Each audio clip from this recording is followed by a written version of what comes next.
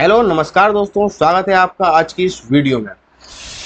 पिछली वीडियो में हमने बात की थी वैदिक एज की, अर्ली वैदिक एज की, जो कि 1500 बीसी से लेकर 1100 बीसी तक चला था। कहाँ तक चला था? 1500 बीसी से लेकर 1500 बीसी से लेकर यहीं लिख देता हूँ 1100 बीसी तक चला था। इस वीडियो में हम बात करने वाले हैं लेटर वैदिक एज की, जो कि 1100 बीसी से लेकर 600 बीसी तक चलेगा। इस समय में क्या हुआ कि Aryans expanded to Ganga Yamuna Doab region. पहले यानी कि अर्ली वैदिक एज में आर्यंस कहाँ रहते थे?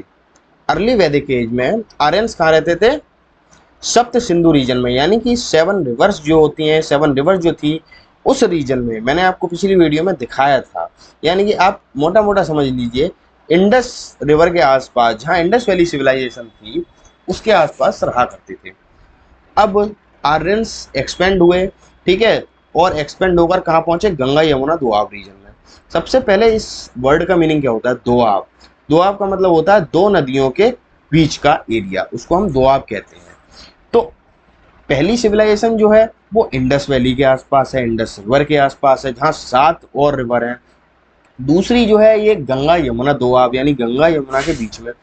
ऐसा क्यों है कि कोई भी सिविलाइजेशन बसने के लिए कोई नदी की जरूरत पड़ती है? क्योंकि नदी के ऊपर ही तो सब कुछ डिपेंड होता है। कोई भी सिविलाइजेशन अगर आपने देखी हो शुरू से लेके अब तक, तो वो एक नदी के साइड में ही थी। हमारी जो अभी की सिविलाइजेशन है, आप गौर करिए कि आपके शहर के आसपास एक ना एक नदी जरूर होगी। जैसे हमारे शहर कासगंज के पास है गंगा जी, वैसे ही उस समय भी क्या होता था?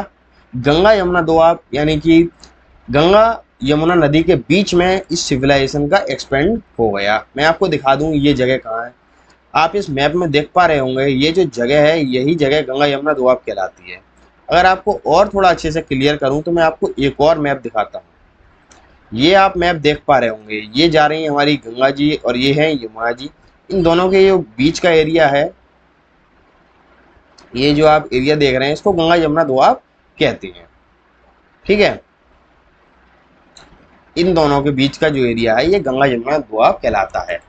ये एरिया काफ़ी फर्टाइल एरिया है। क्योंकि यहाँ पे पानी की कोई कमी नहीं है और ज़मीन भी यहाँ की फर्टाइल है, इसीलिए। तो पहले के समय में भी और अब के समय में भी सबसे इम्पोर्टेंट चीज़ क्या है? एग्रीकल्चर। एग्रीकल्चर, और एग्रीकल्चर के लिए क्या चाहिए? वाटर। वाटर के लिए क्या चाहिए? कोई नदी, जैसे कि गंगा, यमुना। ठीक है, उसके बाद क्या हुआ? Kurus occupied to the region around Hastinapur and adjoining areas. Hastinapur कौन सा रीजन है? हस्तिनापुर की अगर हम बात करें तो आपने हस्तिनापुर के बारे में पिछली बार कहाँ सुना था? आपको याद आ रहा होगा कि आपने हस्तिनापुर के बारे में महाभारत में सुना था। महाभारत में सुना था आपने हस्तिनापुर के बारे में। हस्तिनापुर एरिया कौन सा है? हम एक बार मैप में आपको दिखा देते हैं। अगर हस्तिनापुर की बात करें तो आप देख पा रहे होंगे, ये जो एरिया है ये है हस्तिनापुर का एरिया। ये है हस्तिनापुर, ये है इंद्रप्रस्थ। इंद्रप्रस्थ यानी कि आज का दिल्ली, और हस्तिनापुर यानी कि मेरठ। आज के समय में हस्तिनापुर यानी कि मेरठ। मेरठ भी नहीं, अगर आप कहें मेरठ से करीबन करीब ये एरिया 37 किलोमीटर दूर माना जाता है।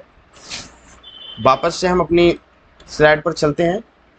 तो cruise occupied to the region around Hastinapur and adjoining areas. This phase signifies faint beginning of town life. अब ये फेज क्या दिखा रहा था? ये फेज टाउन लाइफ को दिखा रहा था। टाउन लाइफ की शुरुआत हो रही थी, यानी कि अब लोग टाउन्स में रहना शुरू कर रहे थे। हस्तिनापुर मैंने आपको भी दिखाया, जाना माना टाउन। कौशाम्बी, ये दिल्ली के पास ही है। इंद्रप्रस्थ यानी कि दिल्ली, मथुरा, अयोध्या पर सम ऑफ द अर्ली टाउन्स। ये सारे टाउन्स मैंने जो आपको बोले हैं, एक बार आप कहें तो मैं मैप में भी दिखा दूं। आप मैप देख सकते हैं, ये रहा इंद्रप्रस्थ। ये इंद्रप्रस्थ यानी कि दिल्ली, हस्तिनापुर। ठीक है, इसके बाद आप देख सकते हैं और कोई दिखा रहा है इसमें? मथुरा भी दिखा रहा है, और अयोध्या की अभी बहुत ज़्यादा न्यूज़ चली थी। अयोध्या आप जानते ही हैं यूपी में है। और कौशाम्बी, ये आप देख सकते हैं कौशाम्बी। और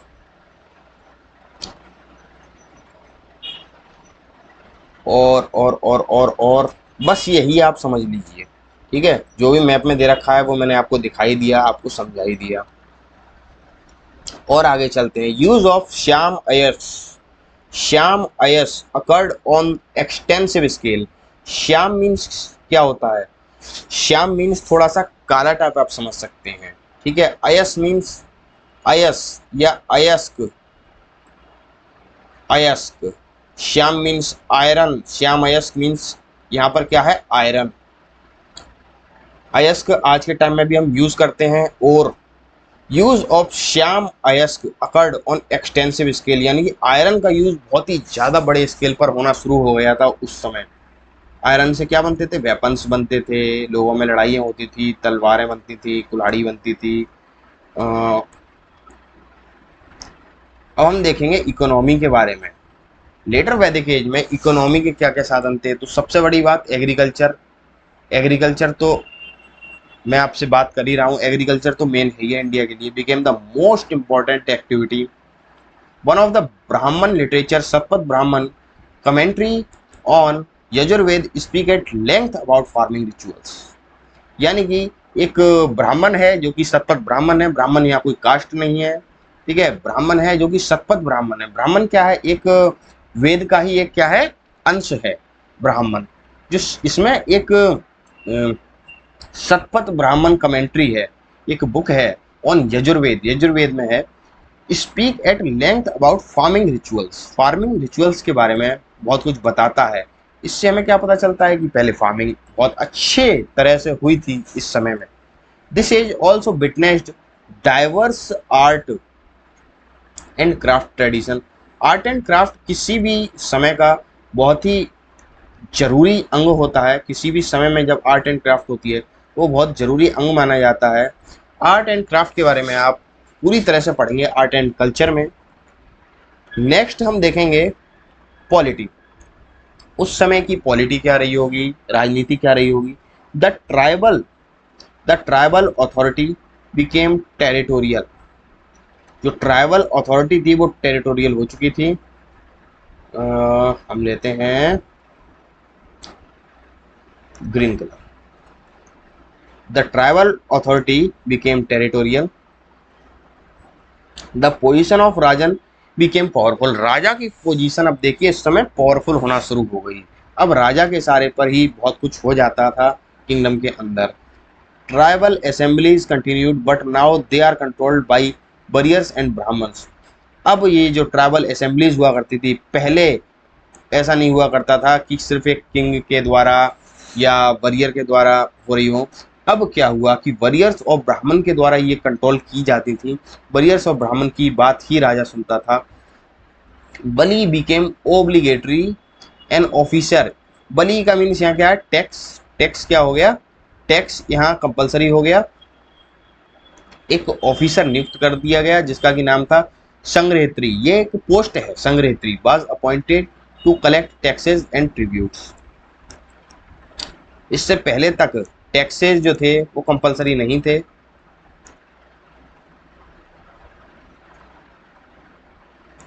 कर गई काम। इससे पहले टैक्सेस कंपलसरी नहीं थे। Three sacrifices became very popular. Three sacrifices यानी कि 3 यज्ञ जो थे वो बहुत ज़्यादा पॉपुलर होना शुरू हुए। सबसे फर्स्ट है अश्वमेध yajna. Ashvamedha yajna unquestioned controlled over an area in which the royal horse ran uninterrupted. आपने महाभारत देखी होगी। महाभारत में आपने कई बार अश्वमेध यज्ञ के बारे में सुना होगा। यहाँ पर क्या होता है? एक घोड़ा होता है जिसको छोड़ दिया जाता है। साथ ही पीछे राजा के कुछ लोग, जो किंग होता है उसके कुछ लोग चलते हैं और क्या करते हैं? उस घोड़े को देखते हुए चलते हैं कि किस दिशा में जा रहा है और कितने दूर तक जा रहा है। उस घोड़े रूल ये होता था कि ये जो घोड़ा है, आप पिक्चर में देख सकते हैं, ये जो घोड़ा है ये इस यज्ञ में है ये राजा आप बैठे देख सकते हैं, ये किंग है, किंग या राजा हैं।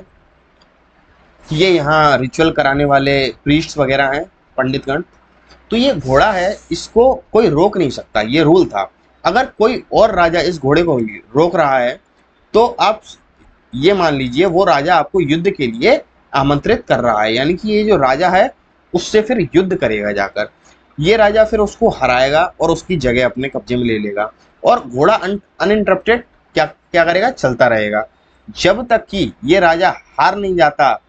तब तक ये जहां जहां तक ये घोड़ा जाएगा वहां वहां तक की टेरिटरी, वहां वहां तक का राज्य साम्राज्य जो भी कुछ होगा वो राजा के कंट्रोल में आ जाएगा। द नेक्स्ट वन इज राजसूय। आपने ये अश्वमेध यज्ञ वैसे महाभारत में देखा होगा, महाभारत में देखा होगा कि कई राजाओं ने किया है। एक बार बलदाऊ ने किया था, कृष्ण जी के जो बड़े भैया हैं बलदाऊ, उन्होंने भी किया था ये अश्वमेध यज्ञ। आगे हम चलते हैं राजसूय। राजसूय क्या होता है ये भी आपने महाभारत में सुना होगा। जब आपने देखा होगा जहां से महाभारत शुरू हुई, यानी कि जब द्रौपदी जो द्रौपदी जब मजाक उड़ाती है दुर्योधन का, द्रौपदी जब दुर्योधन का मजाक उड़ाती हैं तो क्या हो रहा होता है, ये राजसूय यज्ञ ही तो चल रहा होता है, उस समय उड़ाती हैं। राजसूय यज्ञ क्या होता था, it occurred during coronation for confirming supreme power of the king. यानी कि जब कोई राजा बन रहा होता था, जब गद्दी पर बैठ रहा होता था, तो क्या किया जाता था कि उस मतलब कि इस देश के जितने भी राजा लोग हैं, जितने भी स्टेट्स हैं वहाँ के राजा हैं, उन सबको बुलाया जाता था फॉर आशीर्वाद, मतलब आशीर्वाद वगैरह देते थे इस राजा को। और साथ ही क्या किया करते थे, राजा को गिफ्ट्स वगैरह देते थे। इसी को राजसूय यज्ञ कहा करते थे। सॉरी, आप ये देख सकते हैं, ये फोटो जो है, ये तस्वीर है, ये राजसूय यज्ञ दर्शाती है। यहाँ पर एक राजा को क्या किया जा रहा है, कुर्सी पर बैठाया जा रहा है। साथ ही नीचे क्या हो रहा है, साथ ही नीचे क्या हो रहा है, यज्ञ चल रहा है। आप देख रहे होंगे ये एक जो प्रीस्ट हैं ये क्या कर रहे हैं, यज्ञ कर रहे हैं, ये कुछ अपने रिचुअल्स परफॉर्म कर रहे हैं। ये देख रहे हैं आप, गिफ्ट दे रहे हैं। ये एक किसी राजा का कोई आदमी होगा, किन्समैन होगा, वो क्या कर रहा है, गिफ्ट दे रहा है यहाँ पे। तो इस तरीके से ये राजसूय यज्ञ हो रहा है। आप देख सकते हैं अंदर बहुत सारे लोग हैं और बिठाया जा रहा है किसी राजा को अपनी गद्दी पे। Number third one is Vajpayee. Vajpayee यज्ञ क्या होता था, चैरियट रेस होती थी, इन विच एक ऐसी रेस होती थी जिसमें राजा और उसके किन्समैन राजा और उसके किन्समैन के बीच में एक रेस होती थी। और क्या किया जाता था, जो किन्समैन थे वो राजा को जिताने की पूरी कोशिश करते थे, खुद नहीं जीतते थे। एक तरह से नाटक ही हुआ करता था ये, आप मान लीजिए, जिसमें राजा अपनी सुप्रीम पावर दिखा सके, राजा अपनी क्या दिखा सके, सेखी बगाड़ सके। ये आप देख सकते हैं, रॉयल हॉर्स देख सकते हैं आप, ये देख सकते हैं। इस तरह से ऐसे घोड़ों पर रेस हुआ करती थी। अगला हम चलते हैं, ये तीनों हो गए हैं। ये तीनों मैंने आपसे बोला था, 3 सैक्रिफाइस बिकेम वेरी पॉपुलर, अश्वमेध यज्ञ, राजसूय, वाजपेयी, इन तीनों के बारे में हम अभी बात कर चुके हैं। द नेक्स्ट वन स्लाइड, हम अगली स्लाइड पर चलते हैं, सोसाइटी एंड रिलीजन। उस समय सोसाइटी और रिलीजन किस तरीके का था, सोसाइटी किस तरीके की थी, तो सोसाइटी के बारे में हम बात करेंगे। वर्ण सिस्टम बिकेम रिजिड। वर्ण, वर्ण क्या होते हैं, देखिए 4 वर्ण माने गए हैं, ब्राह्मण, क्षत्रिय, वैश्य, शूद्र। पिछली वीडियो में मैंने आपको बताया था, यानी कि अर्ली वैदिक एज में वर्ण सिस्टम रिजिड नहीं था, यानी कि कोई भी जो चाहे वो ब्राह्मण बन सकता था अपनी नॉलेज के आधार पर, क्षत्रिय बन सकता था अपने तलवार के आधार पर, वैश्य बन सकता था अपने व्यापारिक बुद्धि के आधार पर, और शूद्र बन सकता था जब वह सफाई कर सकता था तो वह शूद्र बन सकता था, किसी में भी जा सकता था। पर ये वाला जो पीरियड आते आते, लेटर वैदिक पीरियड आते आते, अब क्या हो गया, ये वर्ण सिस्टम रिजिड हो गए। जो जहां था अब वहीं रह गया, जो ब्राह्मण था उसकी फैमिली अब ब्राह्मण ही रहेगी, क्षत्रिय था वो क्षत्रिय रहेगी, वैश्य था वो वैश्य रहेगी, और शूद्र था तो वो शूद्र ही। वर्ण सिस्टम बिकेम रिजिड। फोर्थ वर्ण यानी कि शूद्राज बट डिनाइड बोथ उपनयन एंड रिसाइटिंग गायत्री मंत्र। उपनयन प्रोवाइडेड द स्टेटस ऑफ द्विज यानी कि ट्वाइस बोर्न। उपनयन यानी कि जब बच्चा पढ़ने बैठता है तो उस रिचुअल को उपनयन संस्कार बोला जाता है। बोलते हैं कि कहते हैं कि एक जन्म तो बच्चे का जन्म के समय ही होता था, दूसरा जन्म होता था जब ये उपनयन संस्कार हुआ करता था। ठीक है, इसको बोला जाता था द्विज, यानी कि 2 बार कोई पैदा होता है उसको द्विज बोलते हैं। Gayatri mantra signifies new tribes can became part of Aryan tribe by reciting Gayatri mantra. अब किसी को अगर आर्यन ट्राइब का हिस्सा बनना हो तो वो गायत्री मंत्र एक बार पढ़ दे। गायत्री मंत्र आप जानते ही होंगे, ठीक है। पर ये शूद्र जो थे उनको ये भी अलाउ नहीं था, यानी कि अब शूद्र अछूत हो चुके थे, उनको मतलब नीचे कर दिया गया था बिल्कुल। The position of women decline.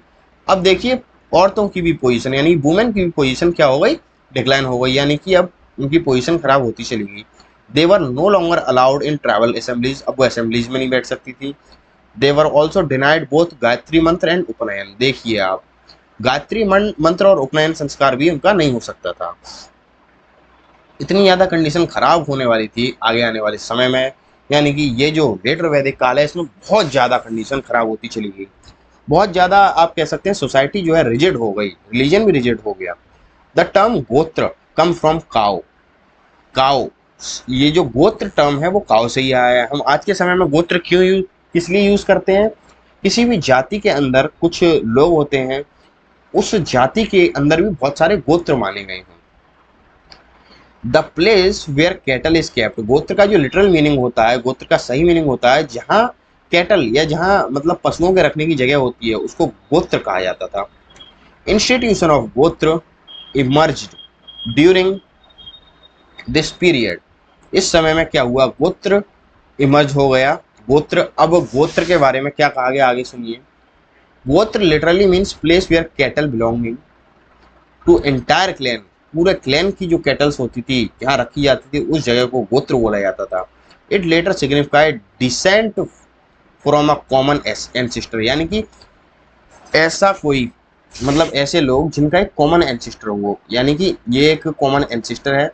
इसके जो बच्चे होंगे, जैसे कि ये 2 बच्चे हुए, इनका गोत्र अलग अलग है, पर जाति सेम है। इस समय में जो सिस्टम है वो मैं आपको बता रहा हूँ, जाति सेम है, बस एक जाति में एक जो ये कास्ट होती है, एक कास्ट के अंदर बहुत सारे गोत्र हो सकते हैं, ठीक है। फिर उस समय क्या हुआ, गोत्र को आगे आते आते टाइम में क्या कर दिया गया था कि गोत्र उस टर्म को कहने लगे थे जिसके कॉमन एंसिस्टर हो, यानी कि एक एंसिस्टर ये रहा कॉमन, और इसके बहुत सारे जो बच्चे हों इनका अगर सेम गोत्र है तो इसका क्या हुआ, एक कॉमन एंसिस्टर हुआ। यानी कि अब कॉमन एंसिस्टर हुआ यानी कि आप रिश्तेदार हुए, भाई बहन हुए, तो आप शादी नहीं कर सकते, यानी कि गोत्र एंडोगेमी वाज नॉट अलाउड, यानी कि सेम गोत्र वाले शादी नहीं कर सकते। द कॉन्सेप्ट ऑफ 4 आश्रम ऑल्सो इमर्ज। 4 आश्रम का कॉन्सेप्ट भी अब इमर्ज होता है, यानी कि एग्जिस्टेंस में आता है। वो 4 आश्रम कौन कौन से हैं वो आपने बचपन से बहुत ज़्यादा सुन रखे होंगे। ब्रह्मचर्य टू अटेन नॉलेज, यानी कि इस समय नॉलेज को ग्रहण किया जाता था बिना किसी डिस्टरबेंस के। आज की तरह नहीं कि भाई आप पढ़ रहे हैं और सामने टीवी चल रहा है, बहुत डिस्टरबेंस के साथ बात हो रही है। नंबर 2 इज गृहस्थ, यानी कि अब हाउस होल्ड लाइफ चालू हो जाती है। नंबर 3 इज वानप्रस्थ, यानी कि पार्शियल रेनाउंसिएशन, यानी कि अब त्याग करना शुरू हो जाएंगे, ठीक है। थोड़ी थोड़ी चीज़ें त्याग करना शुरू हो जाएंगे। वानप्रस्थ में जंगलों में घूमना शुरू हो जाएंगे, सांसारिक मोह माया सांसारिक वस्तुओं का त्याग करना शुरू हो जाएंगे। लास्ट वन जो आता था कंप्लीट रेनाउंसिएशन, अब पूरी तरह से परित्याग कर दिया है। अब पूरी तरह से क्या कर दिया है, परित्याग कर दिया जाएगा, और इसी के साथ क्या हो जाएगा, फिर जीवन समाप्ति की ओर चला जाएगा। अगला है religion and philosophy. Society and religion के टॉपिक में अगला है रिलीजन। सोसाइटी के बारे में हमने पढ़ ली किस तरह की होती थी। अब religion, cult of sacrifice became more important than reciting prayers. Sacrificer was called जजमान, यानी कि जो यज्ञ के सामने बैठा जाता था उसको क्या बोला जाता था? जजमान। ठीक है। अब प्रेयर्स वगैरह की जो इम्पोर्टेंस थी वो बहुत ज़्यादा कम होने लगी थी, प्रेयर्स की इम्पोर्टेंस कम होती गई और सेक्रीफाइसेस की इम्पोर्टेंस क्या हो गई? बढ़ गई। सेक्रीफाइस मतलब मैंने आपको पिछली वीडियो में समझाया था, सेक्रीफाइस क्या होता था कि या तो आप कोई यज्ञ हो रहा है तो आप उसमें जो जो आहुति देते हैं, क्या हो गया? दूध हो गया, मिल्क हो गया, दूध हो गया, कोई भी आप मान लीजिए घी हो गया, या कोई भी चीज़ अगर आप सेक्रीफाइस देते हैं, कोई भी चीज़ होगी उसे सेक्रीफाइस ही कहेंगे। कोई जानवर हो गया उसको दान कर दिया, sacrifice. The most crucial one is जानवर की बलि दे देना, जानवर काट देना, जानवर मार देना, ये भी सेक्रीफाइस हुआ करता था। ठीक है। ये बहुत ज़्यादा पॉपुलर होने लगा। प्रेयर्स का क्या हुआ? प्रेयर्स की जो इम्पोर्टेंस थी वो खत्म हो गई। इंद्र एंड अग्नि Lord lost their importance. Indra भगवान की बहुत ज़्यादा पूजा हुआ करती थी, अग्नि की बहुत ज़्यादा पूजा हुआ करती थी अर्ली वैदिक फेज तक। अब इंद्र और अग्नि ने अपनी इम्पोर्टेंस खो दी थी। Prajapati, Rudra and Vishnu emerged as main gods. Prajapati, Rudra and Vishnu यानी कि ब्रह्मा विष्णु महेश, ये अब मेन गॉड्स हो गए थे। Towards the end of Vedic period there was a strong, Brahma Vishnu Mahesh यानी कि प्रजापति, रुद्र और विष्णु आपको बताने की आवश्यकता नहीं है, विष्णु भगवान, शिव जी और ब्रह्मा जी। ठीक है। Towards the end of Vedic period, अब क्या हो गया? वैदिक पीरियड के खत्म होने का समय आ गया। Towards the end of Vedic period there was a strong reaction against priestly domination. अब जो प्रीस्ट थे, जो बहुत ज़्यादा मतलब अपने आप को ऊंची जाति समझते थे, लोगों को दबाया करते थे, बलि दिया करते थे और छुआछूत में बहुत ज़्यादा विश्वास करते थे और मतलब उन्होंने बहुत परेशान करके रख दिया था। अब इनके अगेंस्ट रिएक्शन आना शुरू हो गया था। This led to compilation of many Upanishads, बहुत सारे उपनिषद्स बनाए गए, विच क्रिटिसाइज्ड रिचुअल्स। इन रिचुअल्स को फिर क्रिटिसाइज किया जाने लगा, इन उपनिषद में भी इनको क्रिटिसाइज किया। Emphasised upon right believe and knowledge, सही नॉलेज और बिलीव पर ज़्यादा एम्फेसाइज किया गया, ज़्यादा जोर दिया गया। सही बिलीव और सही नॉलेज पर जोर दिया गया। इसी के साथ दो दो सेक्ट आते हैं जिनका की नाम है बुद्धिज्म और जैनिज्म। बुद्धिज्म और जैनिज्म के बारे में आप जानते ही होंगे। ये जो दो नए सेक्ट उभर के आए, इन्होंने जो प्रीस्टली डोमिनेंस है इसको बहुत ज़्यादा क्रिटिसाइज किया और राइट बिलीव और नॉलेज के साथ बहुत ज़्यादा आगे बढ़े और इन्होंने अपने कुछ थॉट दिए, इन्होंने अपने कुछ जो इनके बिलीफ थे वो उन्होंने बताए। जैसे कि किताबें कुछ फेमस हुई बुद्धिज़्म की, जैसे कि त्रिपिटक बहुत ज़्यादा फेमस हुआ और जैनिज़्म के भी बहुत ज़्यादा चीज़ें फेमस हुई। बुद्धिज़्म के 8 फोल्ड पाथ्स फेमस हुए। सही है। आगे आने वाली वीडियोज़ में इनके बारे में हम अच्छी तरह से पढ़ेंगे। These settlements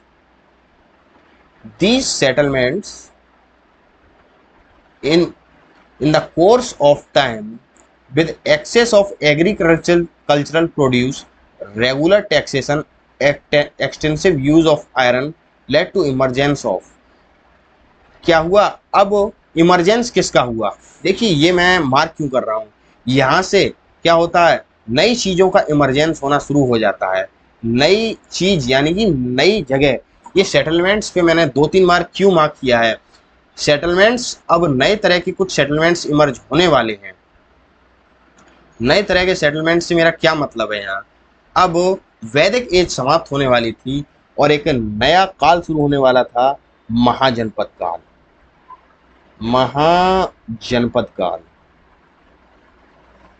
महाजनपद एरा शुरू होने वाला था। अब बहुत सारे महाजनपद शुरू हो जाएंगे, जैसे कि मगध हो गया और वज्जी हो गया और गांधार हो गया और बहुत सारे ऐसे मैं आपको आगे वीडियो में बताऊंगा। टेरिटोरियल स्टेट्स कॉल्ड जनपद का इमर्ज होता है, यानी कि अब टेरिटरीज शुरू हो जाएंगी। यानी कि अब क्या शुरू हो जाएंगे, टेरिटरीज। टर्म जनपद for the first time is mentioned in ब्राह्मण लिटरेचर। ब्राह्मण लिटरेचर में जनपद का पहली बार क्या हुआ, मेंशन मिलता है अराउंड 800 बीसी के करीब।